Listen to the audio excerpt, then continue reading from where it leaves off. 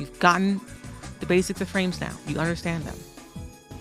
This portion is not going to be more about implications of knowing these frames. Now you know how this works. So unreactable. An attack that is too fast for us to react to. I will paste this into the chat right now. Bam. Thanks for following Marcus. If you're a beginner, it might surprise you, but most fighting game attacks are unreactable. Online reaction tests will tell you that an average human's reaction time is about 15 frames, and virtually all of your standard normal attacks will have startup under this theoretical limit. In 2D games, a lot of fighting games in 3D are over 15 frames. And virtually all of your standard normal attacks will have a startup way under this theoretical react limit. Again, not really the case in 3D games, but whatever. This means even the world's best players will need to just block preemptively a lot of the time. Again, 3D games are different. But it's even more difficult than that, because it's so easy to overwhelm your mental stack. When playing, reacting to 15 frames in a fighting game is almost impossible. In fact, even world-class players will miss anti-airing jumps regularly. And these jumps can take 45 frames. That's several times over the limit. This is why most mix-ups in fighting games, the developer wants you to try and react to will give you way more time than 15 frames to see it coming. Usually 20 to 25 frames is a common. Anything less than that is just really fucking hard. So, what does this mean? This gives you a clue as to what numbers to look for when you're looking at your frames. Execution. If you see a move that's, 20 to 25 frames, that means they can react to that if they're really good. You should know what those moves are, because those are the moves you can test the reactions of your opponent with. If they're less than that and they're blocking it, they're probably either option selecting you or there's or they're reading you and they're just blocking it. So this also gives you information about your opponent too, and what they're good at, what they're not good at. You don't need to talk to them and figure this out. Let them show you. But they can only show you if you know your own moves and you know how long your moves are. And this information isn't like saying good players are just better than others. No, this is saying these are the limits of human capabilities, period, more or less. Are some people better at it? Yeah, but they're really rare, so don't worry about them. You ever thought about testing your opponent's reaction time? Oh yes, you should. When I'm saying to myself, I'm gonna run this and see what happens, do it with a move that's slow, not too slow, 20, 25 frames is good, and see whether they can react to it, hit you out of it. If they can't, then you're gonna run that shit. If they can, pull it back, dial it back, use a faster move. Or an alternative thing you can do is utilize their mental stack. So mental stack, what is that? You know what? Let's have them tell us. Mental stack. How much focus a player can devote to different strategies in a match. It's common that a player will struggle to do seemingly easy tasks because their mind is trying to focus on multiple things at once. For example, a player might be trying to focus on footsies on the ground, while at the same time watching for a jump so they can anti-air, while at the same time trying to hit confirm a basic poke. Each task is doable by itself. But after trying to balance all these attacks for a while, the opponent jumps and you don't anti-air because their mental bandwidth was simply too taxed to handle it. So managing your mental stack is something that takes a lot of practice and time. Don't feel bad if you practice something in training mode for hours, yet struggle to implement it in real matches when it's not your only focus.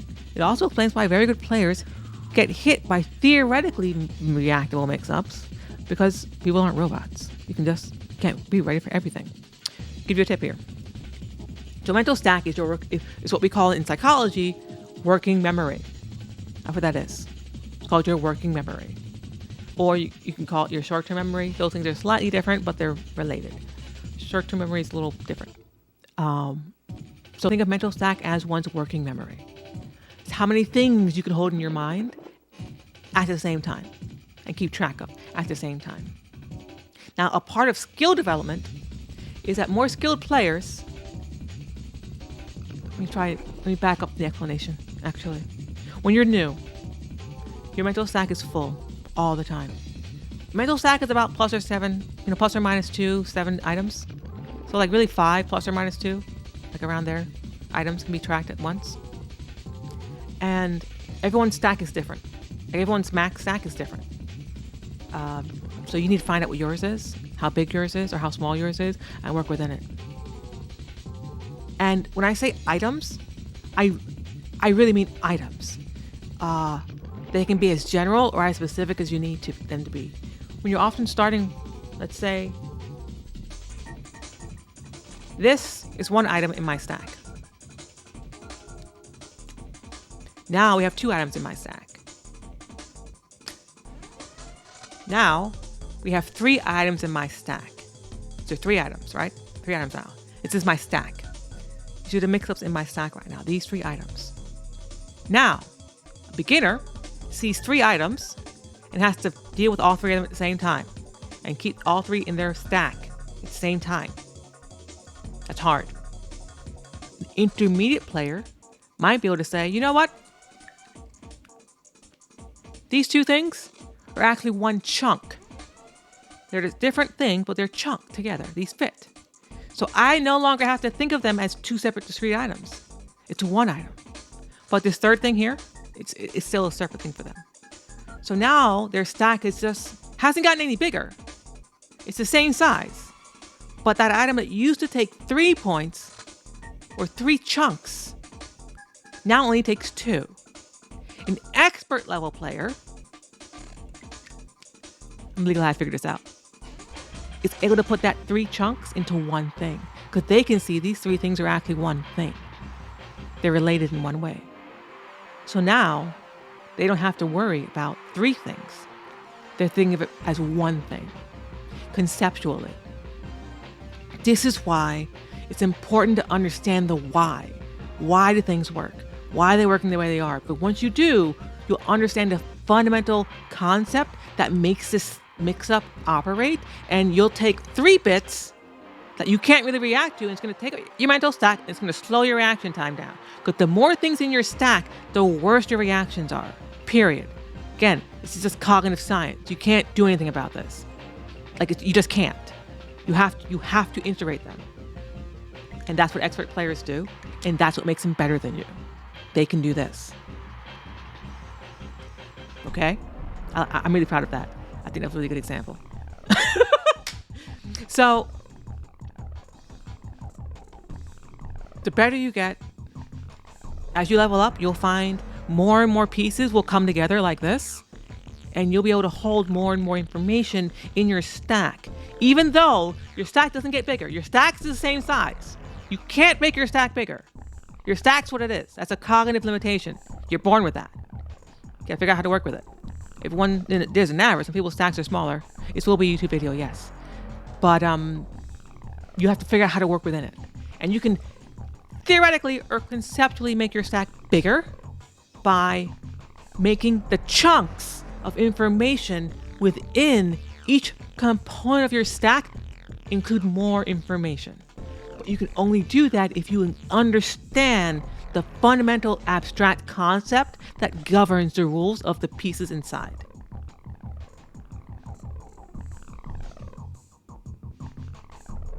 This example is awesome. Brings you back to psychology studies in college, because this basically is a college course right now we're doing. It's not the size of your stack that matters, it's how you use it exactly. Yeah, you'll definitely need to watch this again. I hope this video does well too. This is a lot of work. We'll see how this goes. But once you've comfortable with the execution of moves, you can focus on bigger picture. Right. So that's another way you can tell. It's not funny. I know it's true. I hope it does well. As you get better at the game, you can feel it cognitively because bigger things become part of your stack. Your chunks of information that you're holding in your mind become bigger and bigger and bigger. And that's how you get better at a game or anything. Make your stack, work with your stack. You can't make it bigger, but you can make it more conceptual, make it more abstract. And that's how you get better reactions. Look, I've been tricking that cop. Shut the fuck up. I'll shoot the fuck out of you, fucking Jackie. To maybe shoot you. That's the size of the stack. That's how you use it. So are the best players the ones that know how to hold and take in as much information as possible without overloading in the match? Yes. That's part of what makes them better. I've been fiending for more mental stack analysis. I was trying to look for psychology and stuff. If you want to figure out what mental stack is in psychology, just type in working memory. It's mental stack is your working memory. That's all it is. The technical term is working memory. There's a limit to how much you can keep in your mind at once and work with and do anything with. That's why we call it working memory. How much information can you hold in your mind and do something with? Something can be anything. And what the information is can be anything. So our minds can hold anything in it. It's like RAM. It's exactly like your RAM. It's exactly like your RAM. Okay.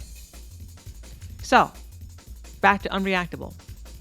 So how do you make your 20-25 frames moves unreactable or harder to react to? Overload their fucking mental stack. Have better mix-ups. So the better your mix-ups are, the slower moves you're allowed to use now, because your opponent has to handle their mental stack. Basically, you're taking this pin and you're saying, all right, these are two different things now. And the way you do that is by your options have to acquire different responses from your opponent that can't be option select out of. So they're going to be like, I'm just going to block everything. Because you're just doing elbows and jabs, and those are all highs, and I can just block those. And I can break your throws, because I can react to that too. And I can block your lows, because those are, slow, and I can block them. All right, well, what if? Now they got to worry about a throw that they have to guess on, because they can't see it. Oh, fuck. You've just made their stack bigger.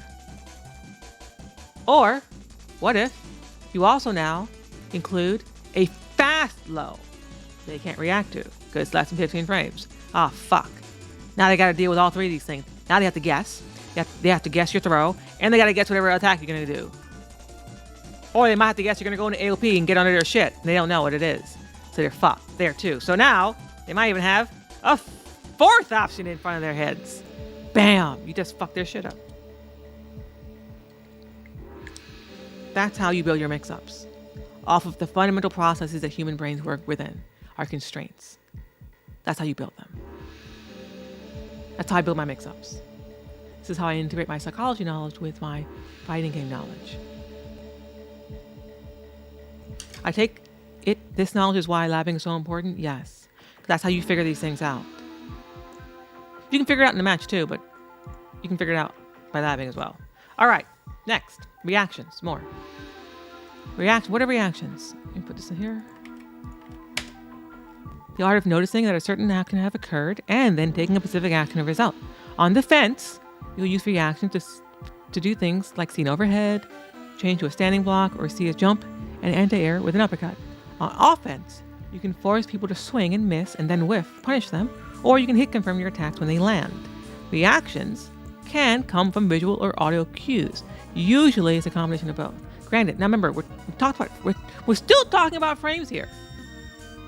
We're still talking about frames here.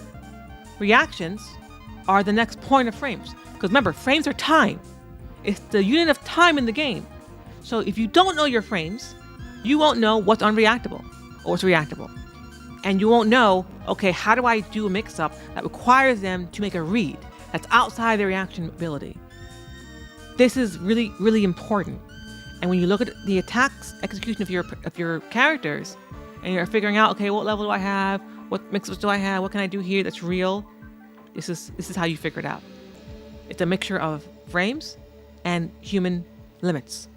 Open at robots. I'm gonna reset my brain. It's mentally exhausting. Oh, that's cool. What else do we have here? I'm trying so hard to make my database skills work for Tekken. Okay. So not everything is reactable in fighting games since humans have physical limits. I already went over this. Because of the struggles of dealing with mental stack, even good players will often get hit by moves that have 20 frames of startup or more. Don't feel bad when it happens to you. The opposite of doing something on reaction is a guess. And both halves of this coin is vital for fighting game design. Take a look at this.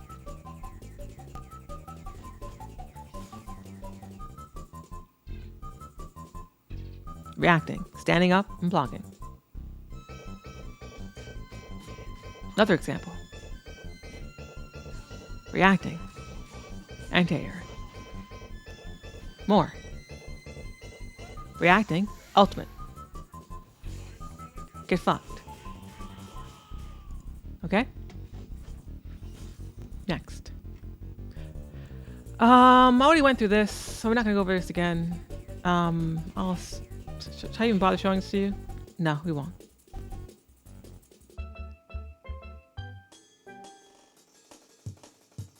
Here it is. There's more visual examples of the same thing. Active frames. I'll show you this. I've already gone over this now, but now you can see it a little more, even more clearly. A lot of great examples using Killer Instinct. 4 frames to startup, boom. Attack frames on the screen. Same deal. Slash means first frame of active is the same as last frame of startup. They overlap. Recovery. Boom. You're out of recovery now. Boom. That's it.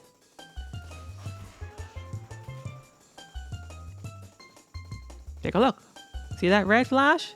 Active. What do we have here? Startup. Active. Frames.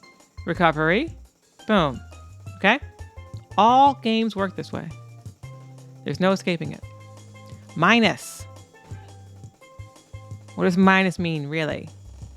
After a move's blocked, who gets to act first? The one who jumps first. They both jumped at the same time. Same deal here. Blocked. Both attack. Both try to do something. Because the green one got to move first, they get to attack first. A severe example of, I think that's a punish, a block punish. Okay, I'll read this out for you. So when you cannot freely act, but your opponent can, usually you're too busy recovering from your own move. It's not too much fun to be minus in a fighting game. First of all, if you're 2 minus, you can be punished. And, let me minimize this. You know, I'm going to skip this because we already talked about it. Nitaku. Is Street Fighter 6 the first frame trap of active? Is this the same way in other games? No, it's not. That's why different games handle it differently. I say don't worry about it. That's one of the things that I would rarely say don't worry about it. That's one of the times I would say don't worry about it. This is one of those times. I'd say it's not important. Okay. I have to go. Thank you for coming, Peach. Oh wait, I'll answer your question right now. What was your question? Ask it again. We're basically at the tail end. We're at the end before we get to the game theory. What's the best way to drill test inputs to encourage good execution? A good way to test it is, let's say you know your attack, you know how much. Basically, you record the computer doing an attack that is going to be frame perfect. Require you to be frame perfect. So you have to know your frames, right? So let's say you do a move and it's -5. It's almost -5. The person who's had their move blocked is -5. They'll attack with a jab right away. And this is a better example. Ling. We'll use Ling because I know her frames. Let's say you do 2. Standing 2. You get hit by it. Ling is +6 in that situation. So if Ling were to try and do a jab, she would be doing a jab, and you did a jab at the same time, there are 10 frames, you would both not hit each other at the same time. The Ling who's +6 will hit you out of it. But let's say Ling, instead of doing a jab and hitting you with it, she does 1-2, which is -3 on block. If I am remembering properly, I'm pretty sure it's -3 on block. So this time, if she jabs, her move will be 13 frames instead of 10. For one, she'll be 13 instead of 10. So if you do a 12 frame attack, it will beat hers. But if you're a frame late, you will trade. That's how you practice your execution. You practice frame trap situations. That if you're 1 frame late, you will get hit. That's how you know. That's how I practice it. Does the Taku not apply? Oh, no, it does. It does. One thing to keep in mind is that one should be mindful of their own model's input delay. That can add up to 5 frames. Mine doesn't. You should get a command that doesn't do that. But yeah, Peach, you have to know your frames for your attacks. Of your attacks and your opponent's attack, Luckily, Tekken 8 shows you them. But basically do the math and find out, okay, I'm +5, or that means if my opponent did a 10 frame attack, I'm going to hit them out of it. If I do a move that is, say you're +5, your opponent tries to do a 10 frame jab, as long as you do a move that's 14 frames or faster, you'll beat them. I would advise you to use a 14 frame move because that will mean if you're 1 frame late and they try to jab you, you will get hit. That's how you practice it. You really should do it on every attack so you learn all your frames for every move, but that's like a lot to overkill. I wouldn't do that. I'm not going to do that. That's too much work. That would get boring to me. That makes sense? Any questions? Is that clear? I know this is a long stream. For like 2 hours. Just talking about this talking. Nope. Okay, perfect. And just hit me up, on Twitter. My DMs are open. Well, we're not done yet because that was just a question. One thing to keep in mind is that make sure your monitor's on point. Nitaku applies to Tekken as well, but it's different. But I'm going to talk about Nitaku first. So, because I think this is now more important than Tekken. And y'all aren't used to this, but I am. I live for this stuff. Thank you again for your wisdom. I hope you all have a rest. Thank you, Peach. Thank you. Nitaku, what is that? It's a mix-up in Virtual Fighter where the offensive player has strong game advantage and can primarily choose between 2 options. Common option is between a fast mid or a throw, because an attack will beat someone's throw, and an attack will also lose to someone who tries to press a button.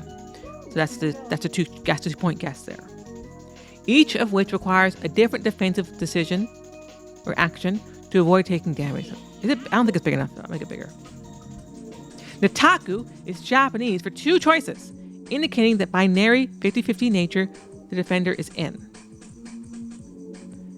You might also hear it called forced choice or 2AFC, 2 alternative voice choice. I hate this terminology so much. This one makes you want to vomit. People do use it, but I hate it. I hate it so much. God. Ugh. This needs a new name. We need a new name for this. We need a better name for English. Because this is a direct translation from Japanese. It doesn't work in English very well. So, say some more. Due to the wealth of defensive options in VF, including jumping, crouching, backdashing, using defensive move, which is an evade, and many more, each offensive action usually has multiple ways to defend. However, if you can generate enough plus frames in Virtual Fighter 5, it's +6. That's the magic number in VF. 6. Right here it says 6 or higher is the magic number. Wait, why is that? There's a thing for that? Okay, we'll do that next. I just want to know what that is. You can eliminate a lot of these defensive choices. To take the mid or throw example, a defender facing an Nitaku will be left with a more or less binary guess. Block the mid and lose to the throw, or try to attack so that the throw doesn't work and get counter hit by the mid. Picking any other defensive choice is very likely to lose to both offensive options. The guess is heavily in the offensive person's favor, leading to a big reward if you're correct. That's why Virtual Fighter is very offense focused, it's very aggressive, because it's leaning toward the offense player because of these situations. Sometimes you'll hear reverse Nitaku, which is the same situation, but thinking about it from the defender's point of view. This is to say, rather than say you can attack or throw, reverse Nitaku suggests the defender can block or attack. More advanced situations can crop up that branch into 3 options. You might have guessed this is called Sentaku, for 3 choices. Now, VF currently has very few true 2-choice situations. Sentaku is more common, actually. There 3 choices is often what you're faced with, and because you can typically option select your way out of a lot of options that look like Nitaku, but they're not. So because Virtual Fighter has such strong defensive choices and options for you, you can play up close and really be relatively safe. Tekken, at the moment, to me, feels like you don't have a lot of defensive options. So you don't have a lot of ways out of things, which makes it really difficult to get out of forced two-choice situations. It feels a little bit like older virtual fighters where you didn't have a lot of defensive options and you were really stuck and you had to guess. There's not many ways to slip out of shit. Unless you have AOP, then you can slip out of all kinds of things.